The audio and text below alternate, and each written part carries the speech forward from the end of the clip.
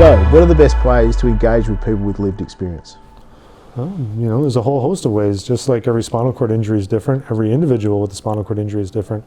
And their issues that they're dealing with or that they're interested in differs. So, you need to find a research partner or partners to join your research project that are keenly interested in that particular subject or have a level of expertise.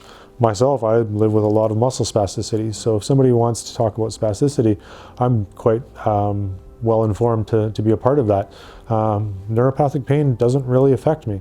So if you're looking for somebody to work in pain, maybe not the best for me.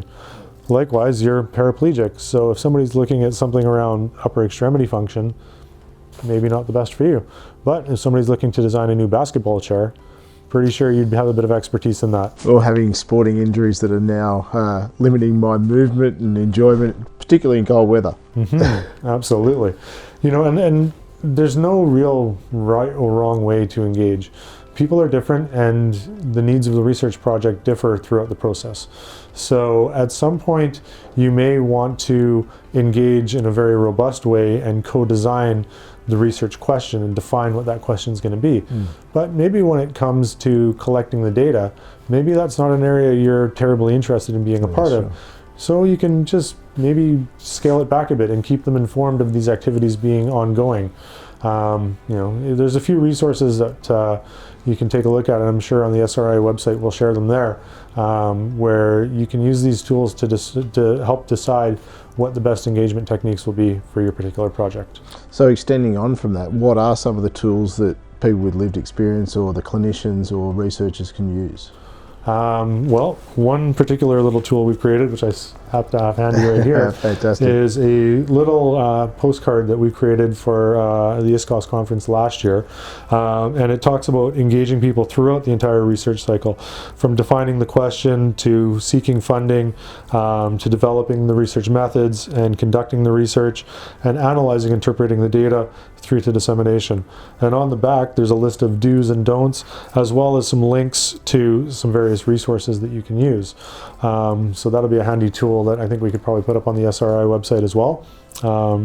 That Fantastic. should help. Have you got any examples where people with the lived experience of spinal cord injury have been involved in the research projects? Yeah, absolutely. I can give you an example of one that I was a part of. I was doing a study, again, on spasticity, and it was using a vibration platform. These are quite neat. I'm sure you guys would be familiar with them. They have them in a lot of gyms and places now. And by using that, it stimulates the nervous system and hopefully reduces spasticity. In the study that I was a part of, I found it worked quite well, but maybe it could have worked a little bit better if the study had been designed a little bit differently. So I approached the investigator and I talked to her a little bit about how she could modify that study and might get better results, and she found that was quite an interesting idea. So we worked together and developed a study which led to me. I have a very incomplete injury, but my balance is terrible and I need to use balance aids when I'm walking, and as a result of that study I was actually able to take steps, a couple real sort of awkward, simple steps, but without any balance aids whatsoever, because it had reduced my spasticity that low that I felt a lot more confident on my feet. So, it's about finding a question that actually matters to people and designing a study that's going to get the optimal results for the individuals. And that result of that research led to everyday benefit. Yeah. So it's directly applied to assist you in your everyday function. Absolutely, yeah. Gee, that makes it relevant, doesn't it?